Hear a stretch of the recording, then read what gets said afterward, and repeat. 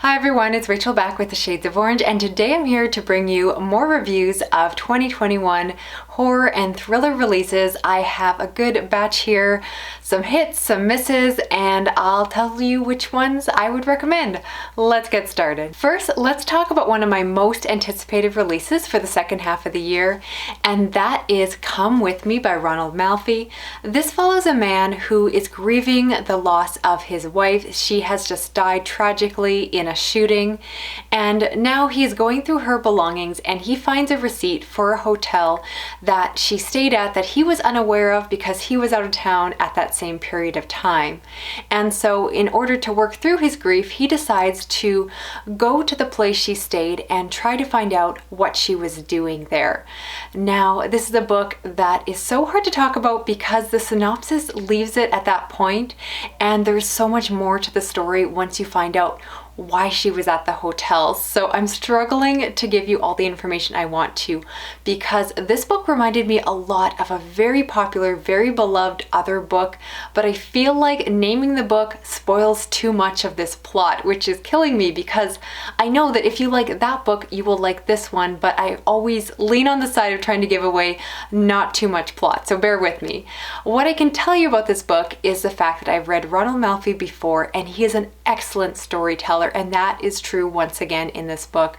I was in kind of a slumpy mood when I picked this one up, and I just got pulled into the story. I read it so quickly because I just kept turning the pages wanting to know what was going to happen next. The relationship between the man and the wife is so relatable. I married myself, and I definitely think that the author just really understands the nuances of those close relationships, and this book really hit me in the feels. I often say that I'm a very callous reader, and I don't get upset, I don't cry, I don't smile, I don't laugh, but in this case, I really felt it deeply. I felt the main character's loss. I felt the love he had for his wife. And you get to find out in the back of the book a bit where the inspiration for this story came from, and you can just tell that it's layered in real emotion. And I also want to say that while I have read Ronald Malfi before, he has proved in this one that he just gets better with each book, because in my opinion, while his other books are very enjoyable, all of that, this one is so well written. Not that the other books were not, but he has really grown as an author, and his prose in here were beautiful. There definitely were sections that if I were to reread this book, I would be underlining them or highlighting them. And I just really love this story. So if you want a story that I will say is more mystery thriller than horror, just to be clear, because this author does write both, but if you want a compelling story with excellent character work that is going to hit you in the emotional feels and still bring that sense of suspense and mystery. It's subtle, it's quiet, but it's so good. I was so happy because I've been disappointed so many times this year by anticipated releases, and this one just exactly delivered what I was hoping for. I was so impressed. Honestly, it was even better than my expectations, and I would obviously highly recommend this one. I wanted to start with the best, so this is definitely the strongest recommendation of the group. Next, I want to talk about Hostage by Clare Mackintosh, and this is a thriller that is told over multiple perspectives, and the main ones are that of a stewardess who is going off on a flight. However, terrorists take over the flight and they are forced into a hostage situation where she has to protect herself, her family, and of course the other passengers. I personally am someone who loves a hostage situation in fiction.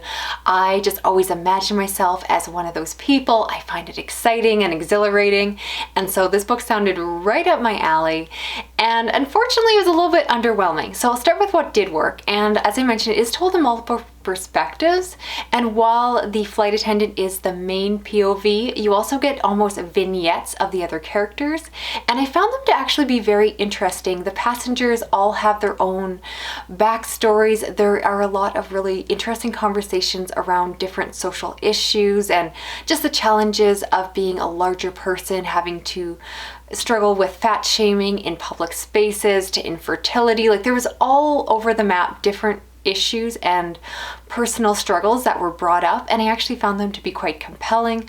But as for the story itself, as for the hostage situation, it kind of fell to the wayside, and those were not my strongest memories of the book. Now, I have personally read this author before, and I will say that I thought her other books are so much stronger, so I'd personally recommend starting with one of those.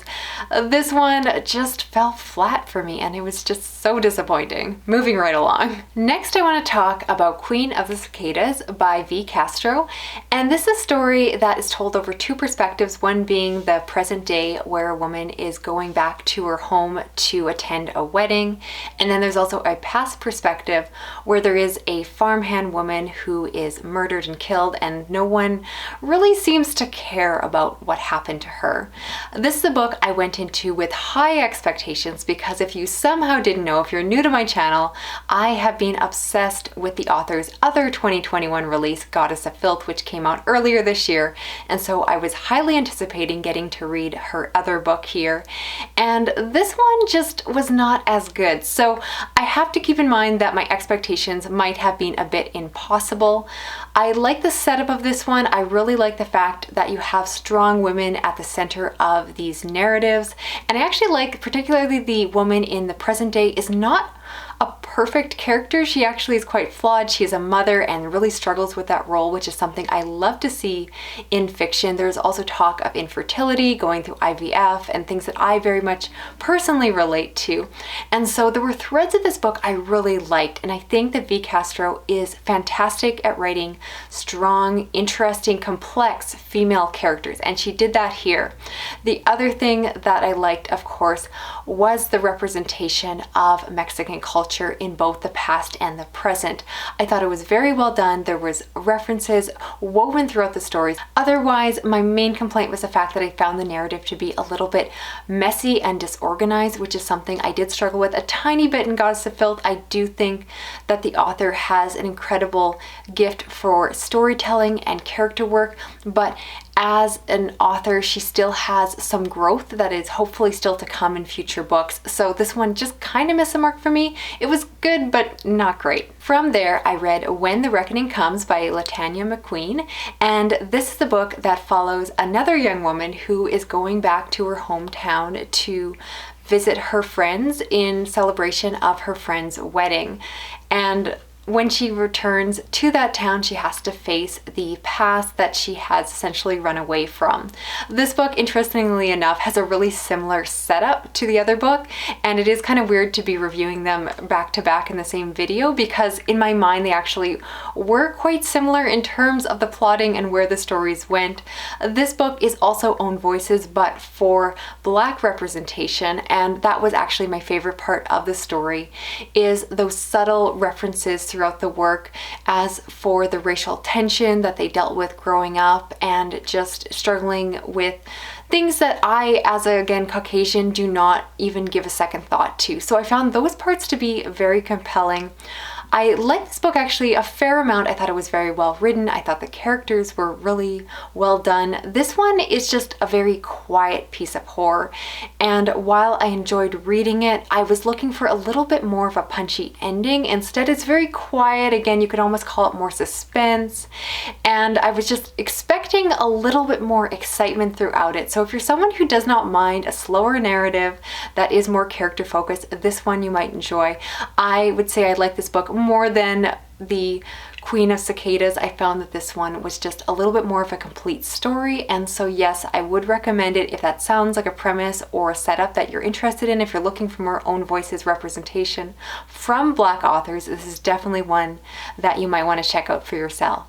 Finally, I want to talk about a graphic novel, and that is After the Rain by Nnedi Okorafor, and this is a story that follows a woman who answers her door and finds this boy with a severe head wound.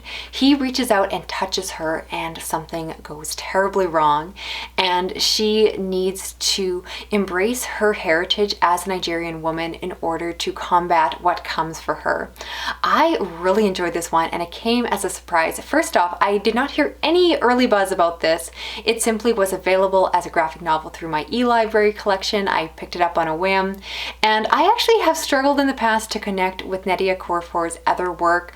I have given her books pretty much all 2 and 3 star reads, full disclosure, but this one worked for me very well. I thought that it was just this powerful story with strong female characters at its core. I thought the conversations around embracing one's heritage were so well done, but not over the top. They were very nuanced, and I just thought the artwork was stunning. The coloring was bright and bold, and it fit the story so well. It was just beautiful, very different than the kind of artwork that I'm normally attracted to in graphic novels.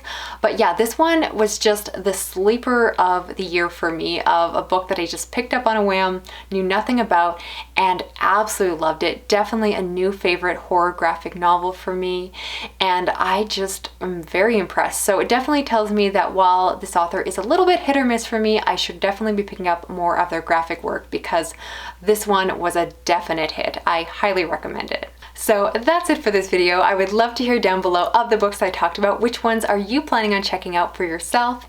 And also let me know if there's any upcoming thriller or horror books for the rest of the year you would like me to review. If you're new to my channel, consider subscribing. I do read a lot of horror and thriller books as well as science fiction and fantasy, and I'm trying to read as many new releases as possible. And you can help me out by giving this video a thumbs up, sharing it around online, and hitting that little notification bell. Thank you so much for watching. I will talk to you again soon. Okay, bye-bye.